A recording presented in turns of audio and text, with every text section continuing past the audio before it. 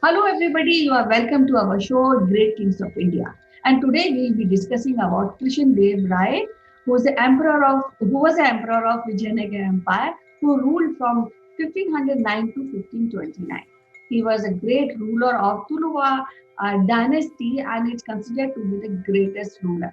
He possessed the largest empire in India after the decline of Delhi's settlement. To discuss about this great king, we have prominent historian, Mrs. Meeta Joshi, who is also the head of the department of one of the prestigious college, St. Anne's College of Women in Hyderabad. So welcome to the show, Meeta ji. How are you doing today? Namaskar Kanchan, I am fine. How are you? I'm fine, madam. So, we are discussing is about one of the greatest king, Krishna Dev Rai, who is also popular among stories which are to be told, which are being told by mothers to children, and of course in schools also we hear about Krishna Dev Rai, and in combination Tenali Rama also. Okay, before I tell you about Krishna Dev Raya, let me give you a little outline of the Vijayanagar Empire because Vijayanagar Empire was one of the greatest Hindu kingdoms of South India. And four dynasties ruled in Vijayanagar Empire: Sangam dynasty, Saluv, Tuluv, and Aravidu. Four dynasties they ruled the Vijayanagar Empire in succession, and Tuluv dynasty was the third dynasty. Krishnadev Raya was the third ruler of the Tuluv dynasty. He ruled from 1509 to 1529. He was a very, very efficient administrator. Why he is known in the history books is because of his administration and because of his war skills. Because the time when he came to the throne, the entire scene of Vijayanagar was very gloomy. So he had to build the empire from the scratch because the previous rulers were not so dynamic to um, spread their territories far and wide. Krishna Dev Raya, he did that. And how he did that? He, because he was a versatile genius and he made his mark as a great warrior, as an able administrator, and a liberal patron of art and literature. And that's why he has become a legend. And still in South India, many stories about Sri Krishna Dev Raya and his Tilani Rama. He was in his court. There are many, many stories about Sri Krishna Dev Raya and Tenali Rama. He proved his war skills by fighting against the Bahmanis, the Muslim kingdom, and the Gajpati rulers of Orissa. So, because of these two major wars which he had in his lifetime, made him a very, very great warrior. And one thing about Krishnadev Raya, it is said that he was never defeated. He was an undefeated king till he lived. All the conquest, all the expeditions which Krishna Dev Raya took, they were all successful. So it is a very unique quality of a king, number one. Number two, as an administrator also he proved very, very efficient. He divided his empire into three divisions, and they were mandalams, nadus, and semas. And why this division was done? So that the remotest of village also get the benefit of the administration of Krishna Dev Raya. This was the reason that he divided the kingdom into mandalams, nadus, and semas. Then, not only this, as a patron of art and Telugu literature, he did a commendable work.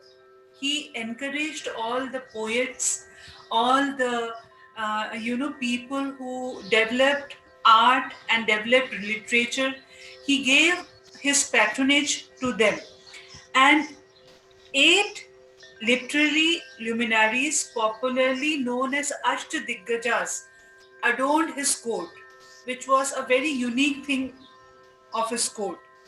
And among them, Alasani Pedanna, one author is there, who was the author of Manu Charitamu, was the greatest. So all these epics were written in the time period of Krishna Dev Rai. And the other 7 poets of the group were Nandi Timmanna, Madayagiri, Malanna, Durjati, Alaya Raju, Pingali, Ram Raja, and Tenali Ramalinga. Because Tenali Rama was also an author. So he patronized those Ashtadiggajs in his court. Okay. Then he himself was a poet of great merit. He wrote Amukta Malyada. Okay, it is regarded as the first rate prabandha in Telugu literature, and he also patronized the Sanskrit and Kannada literature. Apart from these things, he was a great builder. The Hazar Rama temple, the Vitthal Swami temple at the capital are attributed to him, and in honor of his mother, he built a new city called Nagalapuram. So, if you sum it up, Krishnadev Raya ranks with the greatest emperors of Europe and Asia. And not only this, his relations with the foreigners, with the Portuguese. He maintained trade relations with the Portuguese, and those Portuguese traders supplied him Arabian horses. So one of the visitor to his court was Domingo Paes. He was a Portuguese merchant who resided in Vijayanagar during Krishnadev Raya's reign during the years 1520 to 1522, and he left an excellent sketch of Krishnadev Raya's personality and the splendor of Vijayanagar city. It was beautiful. The Vijayanagar city was beautiful. In his travelogue, Domingo Paes has written about the wealth, about the culture, about the temples of Vijayanagar temple. And not only that, he says, he writes that he was a king who was the most feared and perfect king that could possibly be. Very cheerful, merrymaking, but at the same time, administration was very, very strict. So, at his time, at Krishnadev Raya's time period, Vijayanagar was probably the most beautiful city which existed. He built it so beautifully.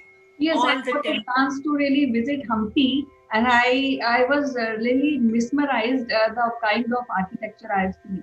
And when we talk about Krishna Dev Rai, we always have a feeling. General people think that he is somebody who is a poet because he's associated with a lot of stories with Tenali Rama. He is a poet and he's soft king, but actually he is not. He's quite a able general because what I've read, it is said that he had 7 lakhs foot soldier, 32,600 cavalry, and 550 elephants, which were used in the Battle of Raipur. And it was said that he raised the ground, he raised to the ground the fortress of Gulbarga, the early capital of Bahami Sultanate. So what I feel is because I got to see the stable of elephants also in Hampi, and it is Yes, huge. I think, and it is. I think we should. It is a national heritage, and should be care about yes, that. And Hampi then is. yes, and madam, when you talked about his cultural influence, and I think he also knew many languages. A part of He was writing.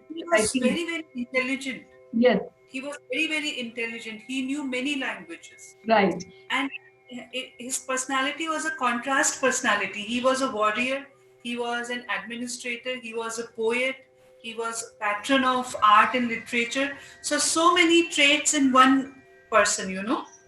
And as you said about his conquests, conquest of Bijapur, conquest of Raipur, conquest of Ummatur, campaigns against Orissa. Against Orissa, he had 5 campaigns against the Gajpati rulers of Orissa. And with the Bahmanis, he waged a huge war with the Bahmanis. And not only that, the Sultan of Golconda, Kuli Qutub Shah, also attacked his region, Guntur and Panagar, and he occupied his forts at Warangal, Khammampet, Kondapalli, Eluru, Rajmundri, and still with such a mighty person invading his territories, he was able to subdue them, the Bahmanis and the Gajpati rulers of Orissa. They were the very mighty people that time in the south.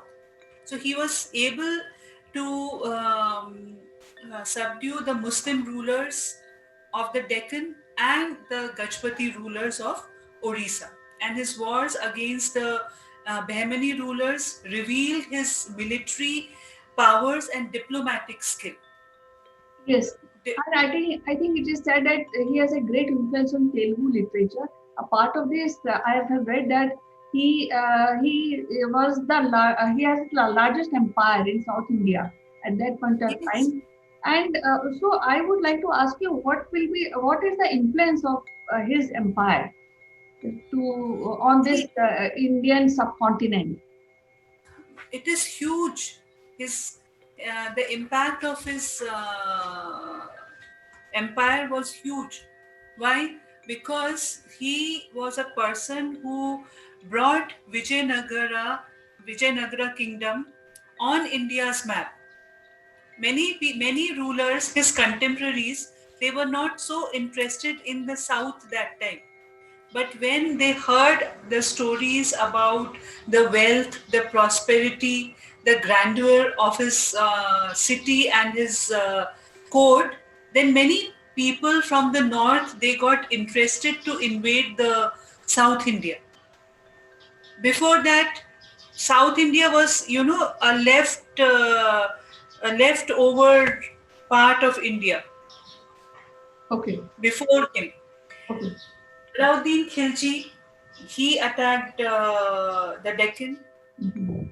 Muhammad bin Tughlaq attacked the Deccan, and then when he came into rule, Sri Krishna Dev Rai, because the stories of his wisdom, of his justice, it spread far and wide in the country, and everybody was interested to visit the Vijayanagar city Right. because of its beauty, Yeah. because of its grandeur. It Yes. was so huge Yeah. and So beautiful.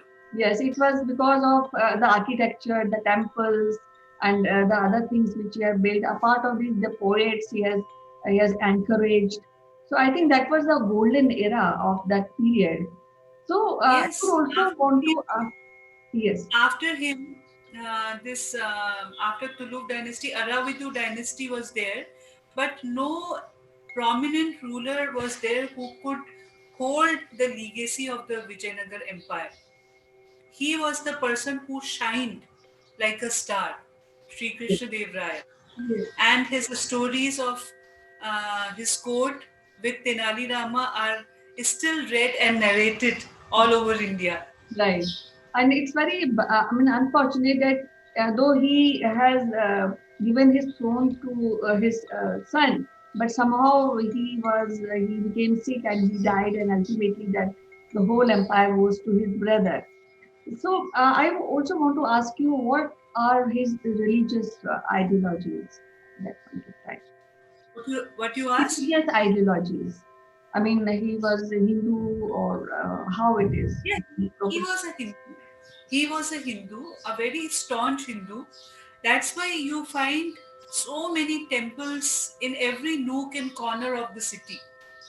Yes. Hinduism, Brahminism was at rise that time in Vijayanagar Empire, Okay. and he gave money for the construction of temples. Mhm. He patronized the priests.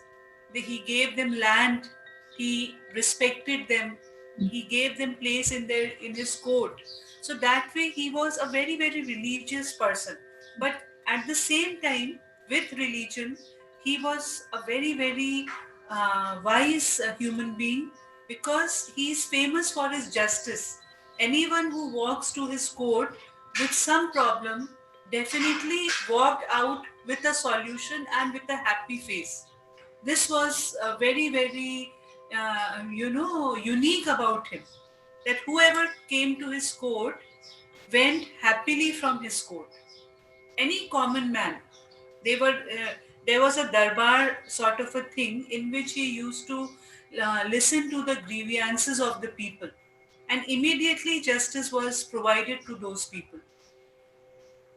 Yes, and also heard that in later years, he Tathacharya, who was also one of his minister, introduced him to Vaishnav this sect. I mean Vaishnav sect of Hinduism. So he also followed that. I think I feel that he is a liberal in his ideology when it comes to Hinduism and religion. For that matter, Kanchan, Hinduism is such a religion which is so tolerant and so liberal that it takes everyone into its fold. You know, so any Hindu ruler of of that era or of yesteryears, they had a very big heart that way. It was not, that fanaticism towards a religion. It was not there, but at the same time there was dedication. Yeah, and I think he also understood that as you know that this Kisan Andolan is going on nowadays. But at that point of time, also he understood that agriculture is the main thing, and we should concentrate on that. So he also done deforestation to get the agricultural land for the people, and he established the irrigation system, which is again told and discussed by foreign visitor at that point of time. Because agriculture was the main occupation that time. Right. So he knew he wants more revenue, he Right. has to develop the agriculture, he has to give grants to the farmers. So all that he did. Yeah. So I think, in a nutshell, I think he is one of the greatest king, and we should study more about this great king, and he should also be having a great study material. It should be circulated in the colleges and schools who are studying history primarily, and also people who are not studying. I think they should have a chapter or something to know the heritage and culture of our Indian continent. So it was lovely talking to you. Definitely. Yes, yeah, I look forward. So government should also do something about the great kings of India, who somehow are not being taken care or may not have given space for general public to know about their persona. So it was really lovely talking to you, Neetaji. We'll meet in our next episode with another great king of India. Till then, Definitely. bye bye. Take care. Thank you.